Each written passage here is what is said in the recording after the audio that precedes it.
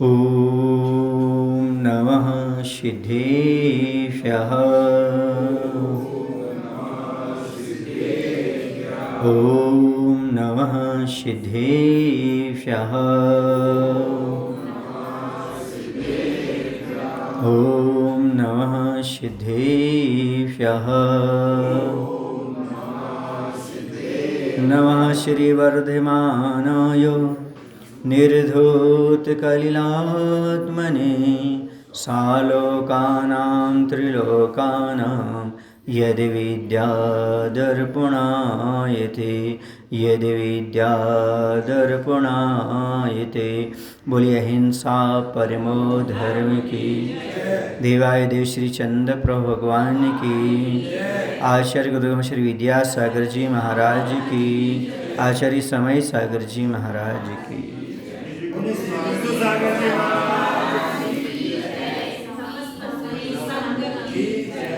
आज की बात हम एक छोटी कहानी से करेंगे। एक व्यक्ति है, करता कुछ नहीं है, सोता ज़्यादा है और एक वृक्ष के नीचे जाकर के दिन में ही सो गया। जब दिन में ही सो गया, अच्छी गाढ़ निद्रा में पहुंच गया। गाढ़ निद्रा में पहुंचते ही वह क्या देखता है कि मैं दिन ही दिन में राजा बन गया। कुछ ही दिनों में राजा बन गया हूँ और मेरी बहुत सारी रानियाँ हैं, बहुत सारे नौकर चाकर हैं, मंत्री है, सेनापति है, बहुत सारी धन दौलत है और रात्रि में मैं सो रहा हूँ। हमारे चारों ओर दरबान कोतवाल रक्षा व्यवस्था कर रहे हैं। बहुत सारे राजा महाराजा आकर के प्रणाम कर रहे हैं। इतनी सेवा हो रही है कि पानी की ज़रूरत पड़ती दूध लेकर के आ जाते हैं लोग, और रसोईया हर दिन का अलग है। सारी व्यवस्थाएं अलग अलग हैं, कहीं किसी चीज़ की कोई कमी नहीं है। और राजाओं को कोई चीज़ की कमी तो होती नहीं। बड़े आनंद से वह सपने में राजपाट को देख रहा है। समझ आया? इतने में क्या हुआ, जब वह रात्रि में शयन कर रहा था राजा बन करके सपने में, तो उसका जो नौकर था वह पैर दबा रहा था। उसने थोड़ा पैर अच्छे से नहीं दबाया, उसने जोर से पैर को मार दिया। तो बाजू में झाड़ी थी, उसका पैर झाड़ी में फंस गया। वो चिल्लाने लगा, नींद खुल गई। अरे मैं तो स्वप्न देख रहा था। क्या देख रहा था? स्वप्न देख रहा था। मैं तो जो कहते हूँ गरीब हूँ, कुछ भी मेरे पास नहीं है, मैं तो यहाँ पड़ा हुआ हूँ, लेकिन एक रात में स्वप्न में राजा बन गया, महाराजा बन गया। ऐसा सब कैसे हो सकता है? और बहुत दुखी हुआ, मेरा राजपाट छिन गया, मेरा सब कुछ समाप्त हो गया। यदि मेरी नींद नहीं खुलती ना, तो मैं राजा बना रहता, सब कुछ भोगता रहता, सब कुछ करता रहता। समझ आ रहा ना आपको? ये कहानी किसकी है? हर संसारी प्राणी की है। और रोज़ सपने देखता है, मैं ये बनाऊंगा, ये करूंगा, वो करूंगा, ऐसा होगा, वैसा होगा। यह मात्र जब इसकी नींद खुलती तो मालूम पड़ता है मैं तो संसार की झाड़ी में फंसा हुआ हूँ, मैं कुछ भी बनने वाला नहीं हूँ। तो यहाँ पर प्रश्न ये है कि निद्रा किसे कहते हैं, नींद किसे कहते हैं? वास्तविक निद्रा क्या है? तो कहते हैं प्राणियों की अज्ञानता ही सबसे बड़ी निद्रा है। जैसे नींद लेते हुए व्यक्ति को किसी चीज़ का भान नहीं होता, किसी चीज़ का ज्ञान नहीं होता, उसके पैर कहीं जाते, हाथ कहीं जाते हैं, कुछ का कुछ निद्रा में स्वप्न देखता रहता है। वैसे अज्ञानी व्यक्ति करता कुछ नहीं है, निठल्ला पड़ा रहता है, उसे अपना भी भान नहीं होता है, कुछ भी उसे ज्ञान नहीं होता है, मात्र वह स्वप्न देखता रहता है और अपना कई बार हित नहीं कर पाता। इसी का नाम है अज्ञानता, इसी का नाम है निद्रा। जो व्यक्ति इसमें पड़ा रहता है वो जीवन भर पछताता है। जो जाग जाता है, ज्ञान प्राप्त कर लेता है, वो जीवन में बहुत कुछ उपलब्ध कर लेता है। तो आप लोगों को लग रहा है कि आप लोग जाग रहे हैं, मोह की निद्रा में सब सो रहे हैं, अज्ञानता की निद्रा में सब सो रहे हैं। सुन रहे ना, एक व्यक्ति सोया रहता ना, आप उसको बार बार उठाते, उठो उठो उठो उठो उठो। ऐसे गुरु आपको बार बार उठाते हैं, उठो उठो उठो, जाग मुसाफिर भोर भई, रहन कहाँ अब सोवत है। सुन रहे ना, जो सोवत है सो खोवत है, और जागत है सो आवत है। तुम्हें बार बार समझाया जा रहा है, उठ जाओ उठ जाओ उठ जाओ। कब तक मोह की निद्रा में पड़े रहोगे? अब तो उठ जाओ, सूर्य उग गया है, अब तो आगे बढ़ो। लेकिन संसारी प्राणी की वही मोह की निद्रा टूट नहीं पाती। अभी की निद्रा नहीं, अनादिकाल से निद्रा ले रहा है मोह में, और क्या कह रहा है, ये मेरी पत्नी, ये मेरे पुत्र, मेरा ये सब कुछ। और थोड़ा थोड़ा जब कुछ नष्ट होता है तो दुखी होने लगता है। ये अज्ञानता है। वास्तव में ये सपना है। कैसे सपना है महाराज? अभी तुम जागे हुए हैं, हाँ भैया, एक दिन का सपना होता है, एक रात का सपना होता है। दिन के सपने से खतरा होता है, रात के सपने से कोई खतरा नहीं होता है। सुनिए, दिन का हो या रात का, सपना सपना होए, सपना अपना सा लगे, किंतु न अपना हो। सपना अपना नहीं है। दिन में देखो चाहे रात में देखो, दिन में भी आप सपने देखते हो, रात में भी आप सपने देखते हो। रात के सपने से कोई खतरा नहीं है, लेकिन दिन के सपने से खतरा ही खतरा है। जो आप दिन में देखते रहते ना, मैं ऐसा करूँगा ऐसा करूँगा ऐसा करूँगा ऐसा करूँगा, समझ रहे हैं आप लोग कि नहीं?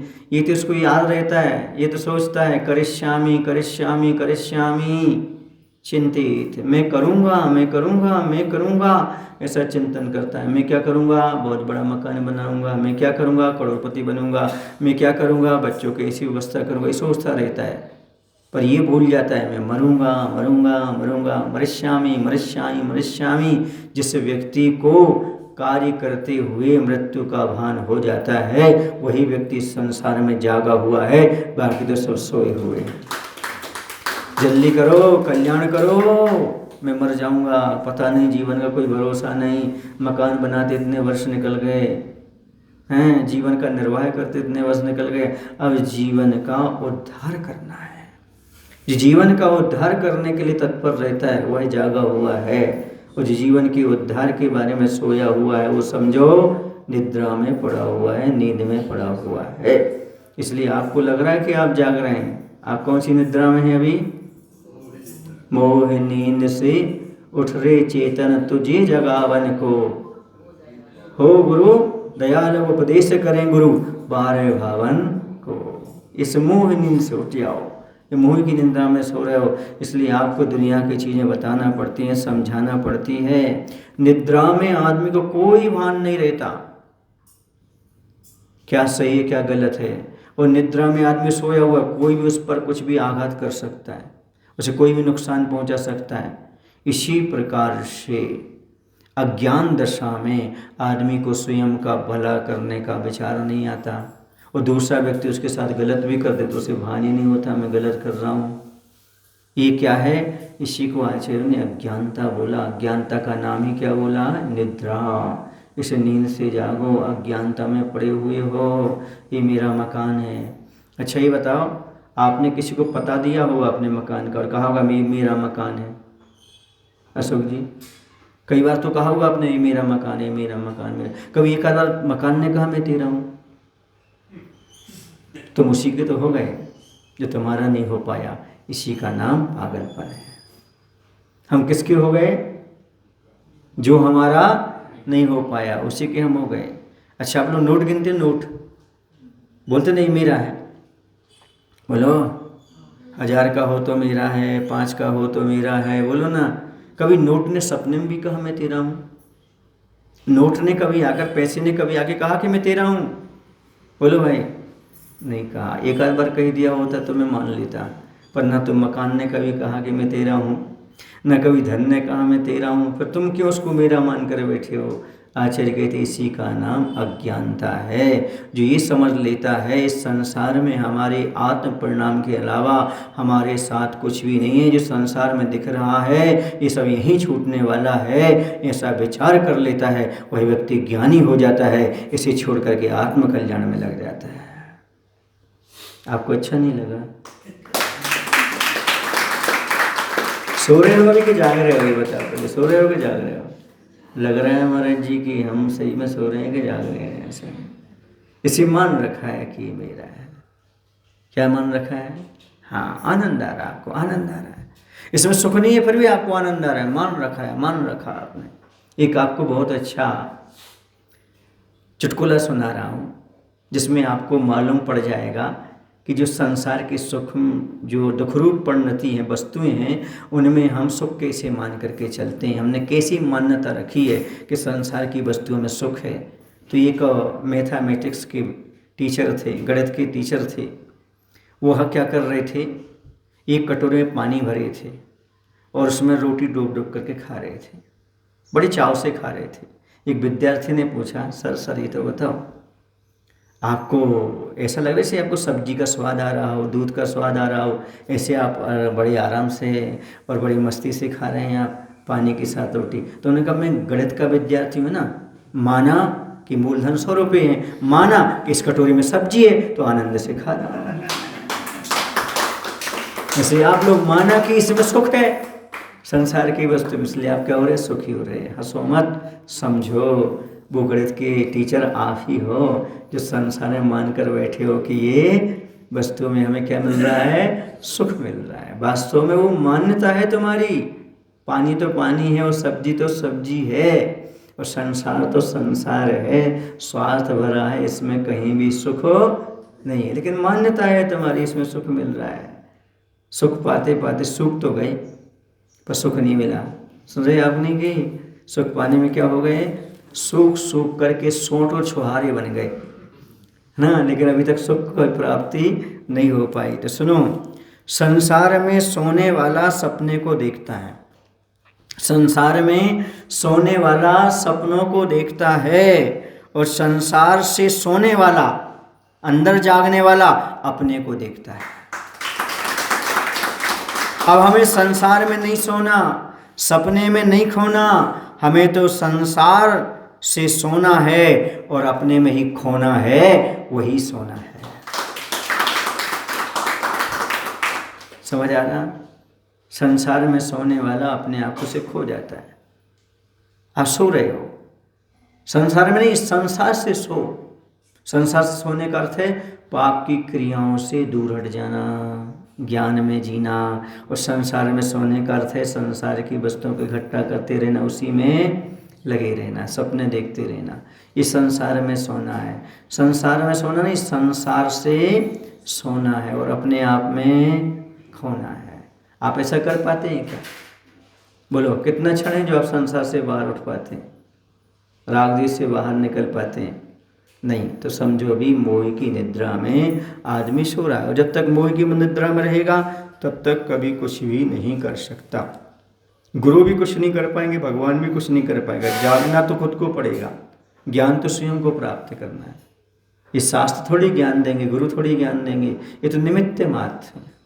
समझा देंगे, बता देंगे, लेकिन समझना किसको पड़ेगा?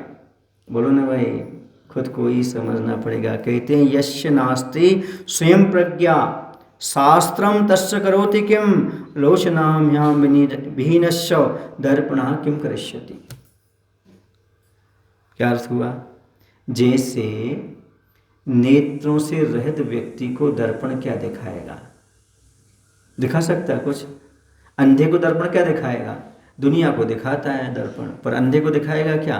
बिल्कुल नहीं। उसी का जिसके पास स्वयं ज्ञान नहीं है उसे कौन ज्ञानी बना सकता है, कौन समझा सकता है, कौन बता सकता है? स्वयं को ज्ञान प्राप्त करना पड़ेगा। मात्र सामने वाले निमित्त हैं। दर्पण हमें चेहरा दिखाने में निमित्त है, चेहरा तो हमें खुद देखना है। कहने में आता है मैं दर्पण देख रहा हूँ, आप दर्पण नहीं देखते, वास्तव में आप चेहरा देखते हो। क्या देखते हो? कहने में क्या आता है मैं क्या देख रहा हूँ? तो दर्पण दूर से भी दिख रहा है, इसे नज़दीक जाके उसमें क्या झांक रहे हो? अपने आप को। इसी प्रकार से जो हम गुरु के पास आ रहे, प्रभु के पास आ रहे, हमें गुरु और प्रभु से क्या पाना है? अपना चेहरा देखना है, अपने आप को देखना है। जो अज्ञानता पड़ी उस अज्ञानता को दूर करके ज्ञान प्राप्त करना है। अनादिकाल से मैं पर पदार्थों को अपना मानता रहा हूँ। ये पर पदार्थ कभी अपने न थे, न है और न आगे हो सकते हैं। ये सब पर पदार्थ हमसे पृथक हैं, आत्मा से पृथक हैं। लेकिन आदमी मोह की निद्रा में क्या समझता है? इनके बिना हमारा चल नहीं सकता। कई बार ऐसा होता है, कुछ लोग डिप्रेशन में आते हैं, किसी का संबंधी कभी छोड़ हो जाए, कुछ ज़्यादा घाटा लग जाए, धन दौलत चली जाए, तो आदमी क्या आ जाता है? बोल भाई, डिप्रेशन में क्यों आ जाता है? क्यों? क्योंकि उसने उसको अपना मान रखा है। और अपना जब तक मानता रहेगा तब तक क्या होगा? तब तक ये अज्ञानता मानी जाती है। हाँ, जब तक आप घर परिवार में रह रहे हो तब तक निर्वाह की दृष्टि से अपना मानते रहो, कर्तव्य की दृष्टि से अपना मानते रहो, लेकिन मन में यही भाव रखो ये सब हमारे आत्मा से पृथक हैं। समझ रहे ना? अंत समय कोई साथ जाने वाला नहीं है। आप अकेला अवतरे मरे अकेला होय, यह कहो इस संसार में साथी सगाना कोई। इस संसार में कोई भी साथ में नहीं जाता। समझ आ रहा ना? आपको पता है जब व्यक्ति की मृत्यु हो जाती है तो शव यात्रा में एक ऊपर से लाल कपड़ा उड़ा देते हैं, है ना? सफ़ेद या लाल कपड़ा रखते ना, फिर वहाँ जब जाते हैं ना उसको भी खींच लेते। उसको क्या बोलते हैं? कफन। क्या बोलते हैं उसको? कफन बोलते। कफन उड़ाते हैं ना, हाँ, उसको निकाल लेते हैं। कफन में जेब क्यों नहीं होती? कफन में जेब क्यों नहीं होती? आपने सोचा कभी? कफन में जेब क्यों नहीं होती? वो कफन बताता है, सुनो क्या फन बताता है? कफन बताता है कि तुम कितने भी जोड़ लो हीरे मोती, पर याद रखना अंत में कुछ भी नहीं ले जा पाओगे, क्योंकि कफन में जेब नहीं होती। कितने भी जोड़ लो तुम हीरे मोती, पर साथ में कुछ नहीं ले जा पाओगे, क्योंकि कफन में जेब नहीं होती। वो कफन बता रहा है आपके लिए, जीने की फन सिखा रहा है, कला सिखा रहा है कि तुम सब कुछ इकट्ठा करो पर ममत्व मत रखो। अंत समय सब कुछ दान करके त्याग करके जाओ तो तुम्हारा कल्याण होगा, पर भव में काम में आएगा। ये कौन बता रहा है? कफन बता रहा है। सोचा आपने कफन में जेब क्यों नहीं? सिलता नहीं, उसको सिलाई नहीं होती कफन की, सीधा कपड़ा फाड़ते हैं और बाद में उसको भी निकाल लेते हैं। आया समझ में? ऐसा होता कि नहीं होता? कहते हैं यदि कपड़ों के साथ जलाते हैं शव को तो बैकुंठ नहीं मिलता। अन्य जगह क्या बोला जाता है इसको? बैकुंठ नहीं मिलता। क्यों? कुछ भी लेकर के आप नहीं जा सकते। कितने लोगों को पता है कि मरने के बाद कुछ साथ नहीं जाएगा? पता है? मुझे तो नहीं लगता है। तो लोगों को सोते सोते मालूम पड़ता है। जैसे बच्चे सोता रहता है, बेटा दूध पी लो, हाँ पी लिया, सो गया। पिया कुछ नहीं, हाँ मैं पी लिया, सो लिया। ऐसा करते। ऐसे आपसे बोला, आप लोगों को पता है कि संसार में कोई वस्तु ऊपर नहीं जाती? हाँ पता है, फिर सो गए तुम, उसी में रंग गए। ऐसे बच्चे की दशा होती है, इसी तुम्हारी दशा। यदि आपको एक बार भी भान हो जाए कि संसार की कोई वस्तु हमारे साथ नहीं जाती तो आपका जल्दी कल्याण हो जाए, करने की आवश्यकता नहीं है। ये मत प्रवचन की बात है। महाराज जब सुना रहे ना तब ऐसी बातें अच्छी लगती हैं। जब शास्त्र पढ़ो तभी बातें समझ में आती कि हाँ संसार में कोई अपना नहीं, और बाहर निकले तो फिर वही घोड़ा और वही मैदान। जैसे पॉल्यूशन में पढ़ते ना, लोभ पाप को बाप बखानो, घर में भरो है पूरो खजानो। घर में खजाना भरने के लिए लगे हुए हैं, यहाँ कहीं ना लगे। ओपिनियंस अलग है और एक्सपीरियंस अलग है। आपसे पूछा जाए किसी के बारे में, बताया जाए किसी के बारे में, बताइए, आप अच्छे से बता दोगे, लेकिन जब अनुभव में आएगा तो नहीं, ये तो मेरे बेटे हैं, ये तो मेरा धन है, ये तो मेरा घर है। और समझाने के लिए क्या आएगा? ये तो सब सृष्टि यहीं छूटना है, कोई हमारे साथ जाने वाला नहीं है। यदि ये आपका ओपिनियन जो है ये एक्सपीरियंस बन जाए तो मैं कहता हूँ आपके पास सच्चा ज्ञान प्राप्त हो जाए।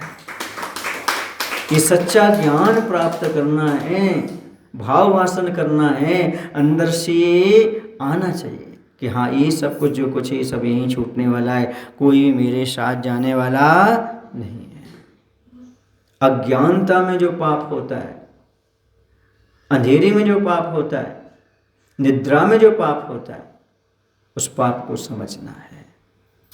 रात में नींद आती है, अंधेरा होता है, निद्रा में अंधेरा होता है कि वो होता है स्वप्न नहीं देखो तो क्या होता है, कुछ नहीं। ऐसी अज्ञानता में कुछ भी नहीं सूझता।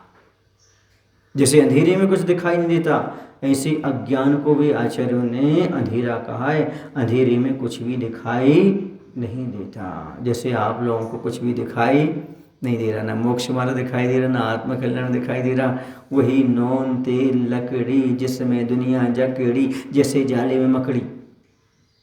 नौन तेल लकड़ी समझते हो ना, नमक तेल और लकड़ी, सारी दुनिया उसी में जकड़ी है। जैसे जाले में मकड़ी है, स्वयं जाला बुनती है और स्वयं उसमें फंस करके एक दिन चली जाती है। इस संसार की दशा का चिंतन आप कब करेंगे? कब आपको फुर्सत है ऐसा विचार करने का कि जो जाला हम बुन रहे हैं वह जाला हमें ही फंसा करके ले जाएगा। इन सब चीज़ों में जो हम कर रहे हैं वो कर्म का बंध हमें होगा। पूरे परिवार के लिए जैसे जैसे व्यवस्था कर रहे हैं, राग देश मोह कर रहे हैं, ये कोई भी तुम्हारे साथ नहीं जाएगा। इनको इकट्ठा करने में जो आपने पाप का बंध किया वो साथ जाएगा। सुन रहे हो?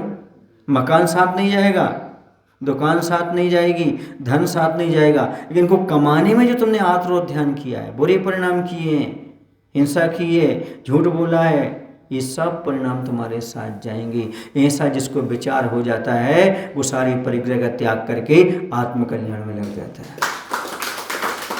ऐसा भान जिस व्यक्ति को हो जाए कि ये सारी चीजें हमारे साथ नहीं जाएंगी, इनको इकट्ठा करने में जो कुछ हमने पाप का बंध किया है वही हमारे साथ जाएगा। चाहे मित्रों के साथ बांधा हो, चाहे परिजनों के साथ करें बांधा हो, वो सब तुम्हारे साथ जाएगा। समझ रहे? चाहे गुरुजनों के सामने पुण्य बांधा हो तो वह पुण्य भी तुम्हारे साथ जाएगा। गुरु तुम्हारे साथ नहीं जाएंगे, गुरु के साथ जो पुण्य बांधा है ना वही तुम्हारे साथ जाएगा। सब परिणाम तुमने किए वही तुम्हारे साथ जाने वाला है। समझ गए? और किसी का क्या एक दिन यह देह जुदी होगी। क्या कहते हैं? और किसी की क्या बात करते हो? इस शरीर भी एक दिन तुमसे छूटने वाला है, जिसका आप रात दिन ख्याल रखते हो। सुबह से उठकर किसकी सेवा करते हो? यह भी छूटने वाला है जिसकी तुम सुबह से उठ करके सोते समय तक पूरी सेवा करते हो। उसका क्या नाम है? शरीर है। सुबह से उठ करके फ्रेश होना, दंत मंजन करना, नाश्ता करना, स्नान करना, भोजन करना, शयन करना, क्रीम पाउडर लगाना, कपड़े पहनना, रात्रि में सोना, ये सब किसके लिए करते हो? शरीर के लिए। तो याद रखना, एक दिन और की बात मत करो, ये शरीर भी तुम्हारा साथ छोड़ देगा, ये भी तुम्हारे साथ नहीं जाएगा। ऐसी ज्ञान की घूंटी अपने अंदर पिलो। एक बार विचार कर लो, ये सब छूटना है। फिर महाराज जी अपने से क्यों लगते हैं?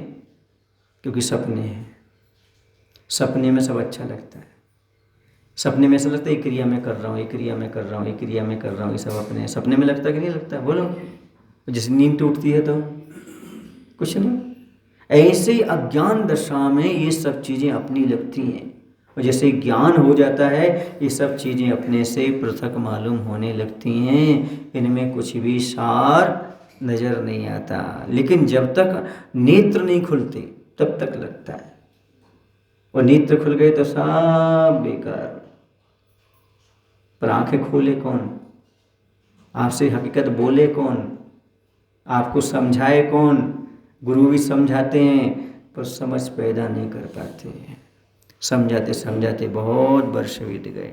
समझ गए आप लोगों की? नहीं, जानबूझ करके आप अंधकार में पड़े हुए हो, जानबूझ करके पड़े हो। कोई आपको जबरदस्ती पाड़े नहीं, बांधे नहीं संसार में, आप स्वयं बंधे हुए हो, ये मान करके चलो। मतलब कितना भी समझाओ पर आपको समझ में नहीं आता। इसके लिए भी एक दृष्टांत सुना दे रहा हूँ। आदमी को बार बार समझाने पर भी समझ में नहीं आता तो एक बात बोलते हैं, अरे भैया तेरा तो उल्टा खड़ा है। ऐसा क्यों बोलते हैं? एक माँ थी, उसने अपने बेटे से कहा, बेटा जाओ, नल आने वाला है, पानी आने वाला है नल में, वहाँ पर जाकर के तू एक काम कर, अपना घड़ा रख के आ जा, पानी भर जाएगा। वो गया, घड़ा रख करके आया। माँ ने कहा, जा बेटा आप घड़ा उठा करके ला, भर गया होगा। वो ले करके आया।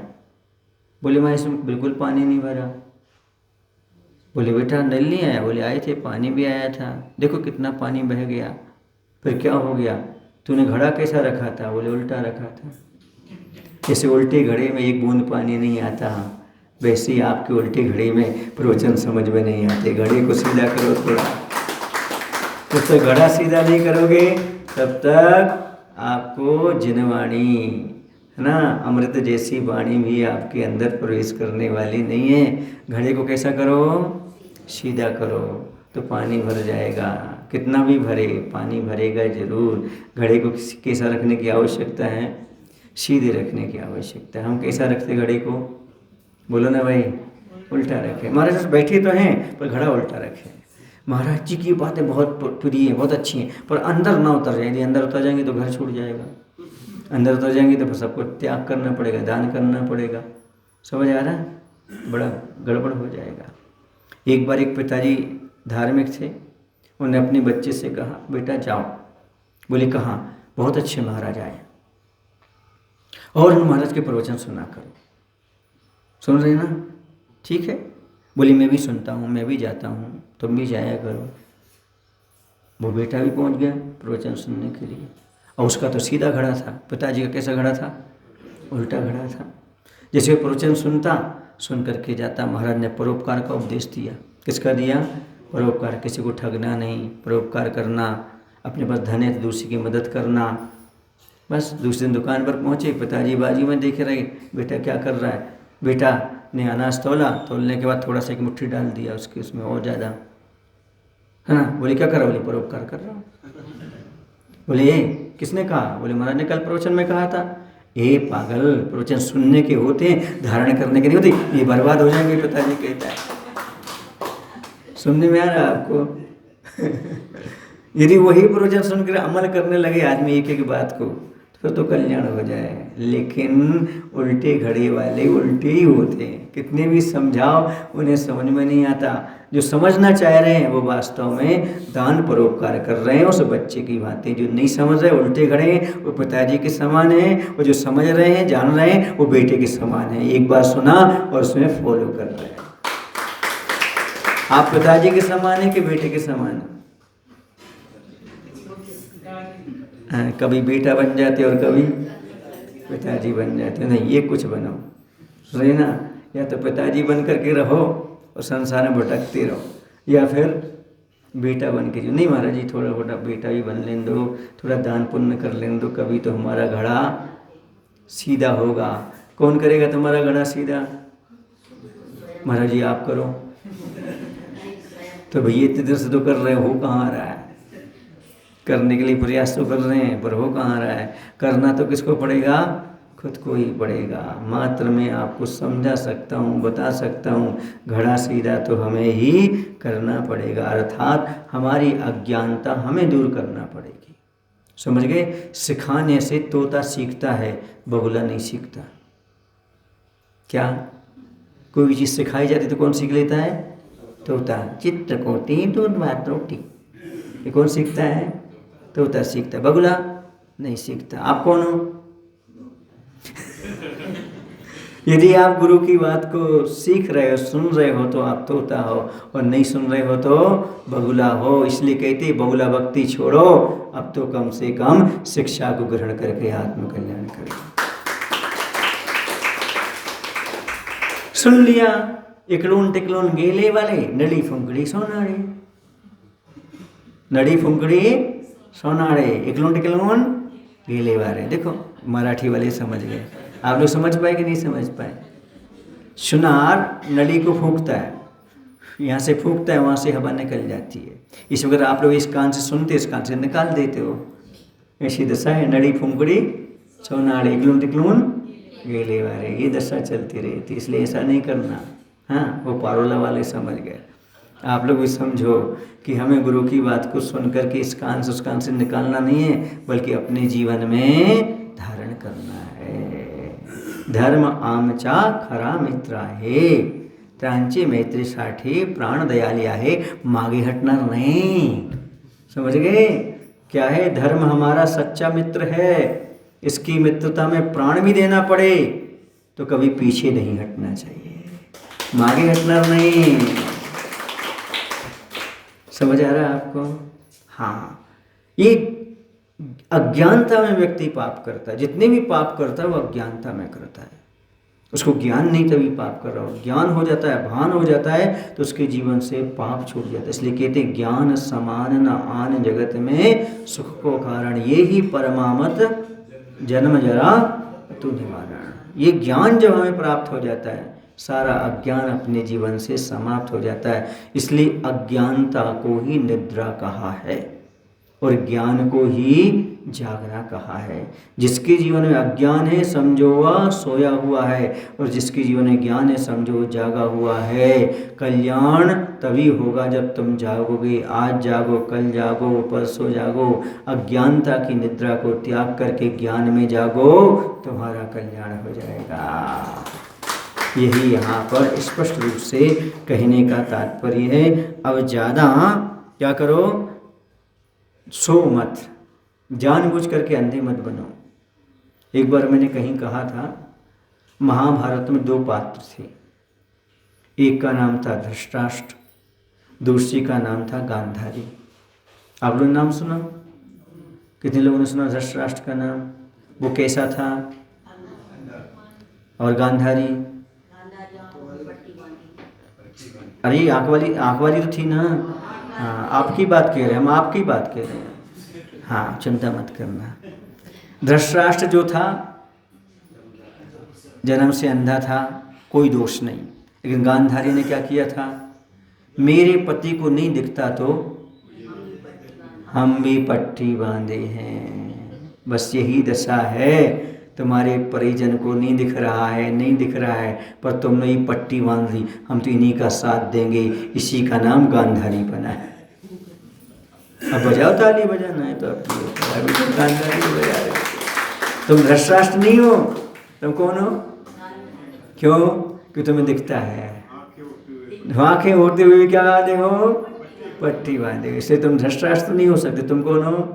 गांधारी। अब पट्टी कौन खोले तुम्हारी? अच्छा, अरे वाह, रवि तक क्यों नहीं खोली? आप नहीं आए तब खुल गई। अरे वाह, मैं तो नहीं दिख रही, बनी तो दिख रही है, अभी कहाँ से खुल गई? आप नहीं आए जैसे दिख गई। पट्टी खोलने के लिए पुरुषार्थ के साथ साथ तत्व ज्ञान भी चाहिए। जब तक तत्व ज्ञान नहीं होता तब तक व्यक्ति की आंखें खुल ही नहीं सकती। आंखों पर हाथ फेरने से खुल जाए ऐसे नहीं होता है, सुन रहे? हाँ, खोलने के लिए इसे कहते ज्ञानांजन शलाकया चक्षुषीन्मीलितम् तेन तस्मै गुरुवे नमः। हमारे गुरु महाराज हैं जो हमारे ज्ञान रूपी सलाखा से हमारे नेत्र को खोलने वाले होते हैं। हम तो लेकर बैठे हैं सलाखा, तुम आँख ही नहीं खोल रहे। क्या बांधे हो? हम कह रहे भैया अंजन लगवा लो। अभी नहीं, हमारे उनको नहीं दिख रहा ना, तो हमें भी नहीं दिखना चाहिए। अभी उनको दिखाओ पहले, फिर हम देखेंगे। ऐसा है, जानबूझ करके अंध बने हो। आँखन बांधी पाटी, जिया दग दोते की टाटी। बुंदेलखंड में कहते हैं क्या है, जानबूझ करके तुम अंध बने हो, आँख में पाटी बांध ली है। इस संसार धोखे का है, स्वार्थ का है, यहाँ पर कोई अपना नहीं। जागो जागो बंधु जागो, कब तक सोते रहोगे? निद्रा में कब तक रहोगे? अब तो जागो। सूर्य सुबह उगता है और लोगों से कहता है यदि तुम सोते रहोगे तो सपने देखते रहोगे, और सपने से उठ जाओगे, जागोगे तो जो सपने देखे हैं उसको साकार कर पाओगे। इसलिए सो मत, जागो ताकि सपनों को साकार कर सको। बोलो महावीर भगवान की। आचार्य गुरुदेव श्री विद्यासागर जी महाराज की जय।